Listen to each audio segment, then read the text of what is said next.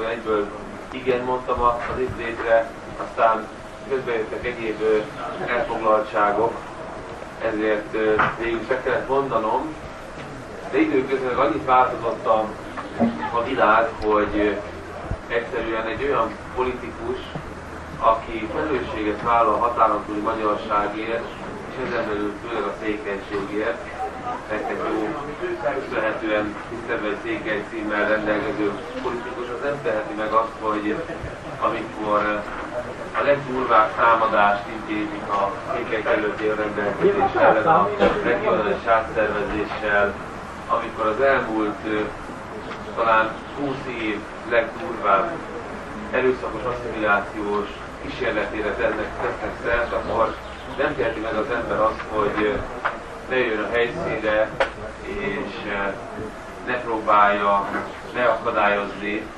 ezeket a terveket előtti önrendelkezés.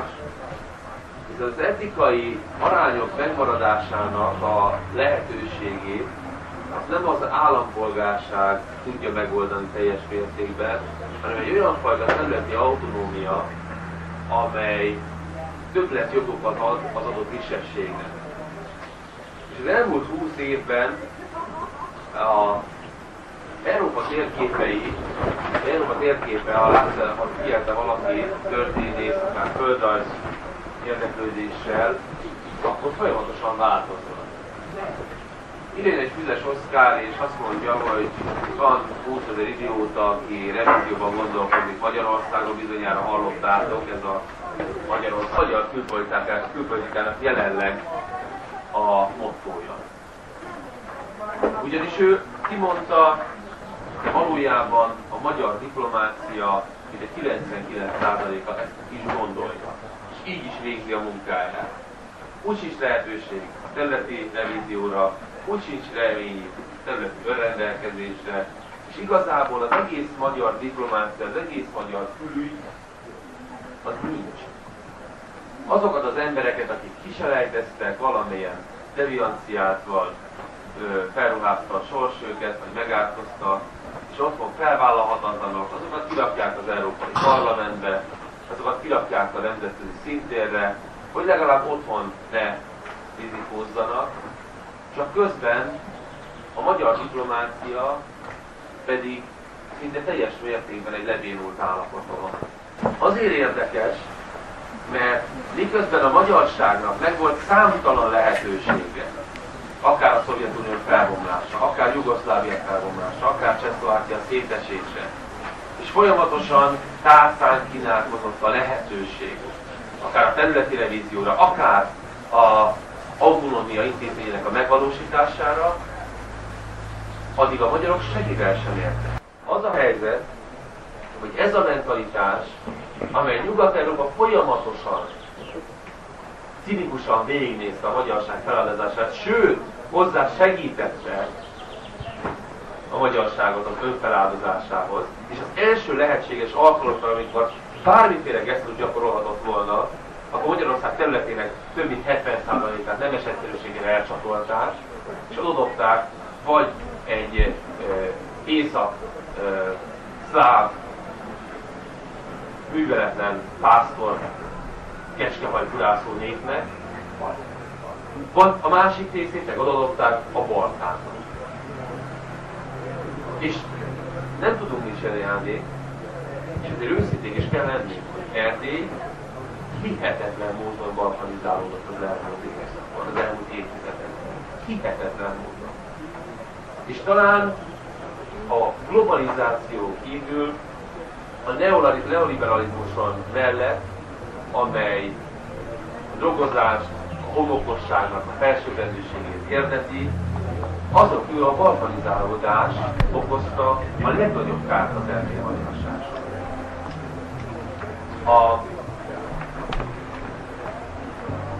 A magyar Európában az egyetlen 100%-os jogfosztott kisebbség.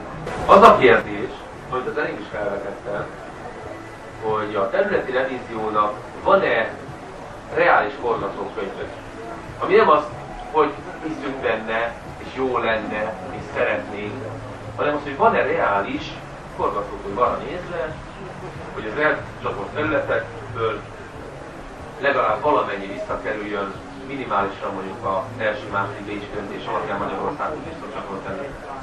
Akkor azt mondjuk, hogy van. És mi ennek az alapja? Az Európai Unió. Illetve az Európai Uniónak a vége. Ugyanis az Európai Unió, ha tetszik, ha nem, 5 és 50 év között, ezt nem lehet igazából tudni, de össze fog omlani. Lehet, hogy 5 év múlva, lehet, 10, 15, 20, 30, 50 év múlva. De az Európai Uniónak ugyanúgy, hogy a Szovjetuniónak is vége lesz. Erre nagyon sokan azt mondják, hogy hát ez lehetetlen, hogy ilyen gazdasági mamut birodalmat nem lehet vége, csak azért emlékezzünk arra, meg a saját emlékezetekben, hogyha visszanéznek az idősebb korosztály, hogy a legtöbb ember még 87-ben sem gondolta azt, hogy a Szovjetunió egyszer bármikor is összeomlott. De abban szocializálunk.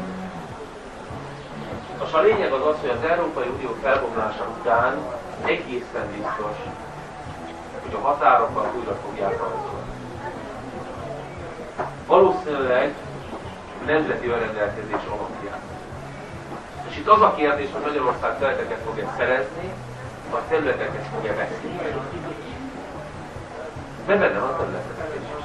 Mert Nyugat-Magyarországon például az osztrákok már felvásárolták. Jelenleg nem az van, hogy a magyar külpolitika terjeszkedik felvidék fele, hanem a felvidéki szlovákok vásárolnak fel magyar falvakat gyakorlatilag Észak-Magyarországon. Ugye például a Rajka, ami Pozsony külvárosa lett most már. A kérdés az az, hogy Erdélyben megmarad-e ez a magyar létszám, tud-e gyarapodni, vagy pedig csökkenni fog, tovább elvándorolnak az emberek, illetve a cigányságon a szaporulatátról szintén érdemes beszélni, az egy külön fejezet. És jelenleg azért Erdélyben az etnikai arányoknak a felbomlását, az nem a román népnek a rohamos szaporulata veszélyezteti, hiszen a román ott Erdélyben, hogy, hanem a cigányság a rohamos szaporulata. Ugyanis a magyarság hátrányos helyzetét nem azt jelenti, hogy itt a románság olyan mértékben szaporodik, gyarapodik, vagy hát folyamatosan szorul háttérbe, mert nem ez van. A románok számra mennek el. Olaszországban, Spanyolországban, Franciaországban, hagyják el az országot, csak közben a magyarok is körülbelül ennek az aránynak megfelelően hagyják el Erdélyt, és egyetlen nem, a teljes zűrösségben, igénytelenségben, műveltenségben, putlikban felnövekedett cigánygeneráció jön, ami Erdély balkanizálódása után Erdély teljes igénytelenségben süllyedését fogja jelenteni, hogyha nem találunk közös megoldást.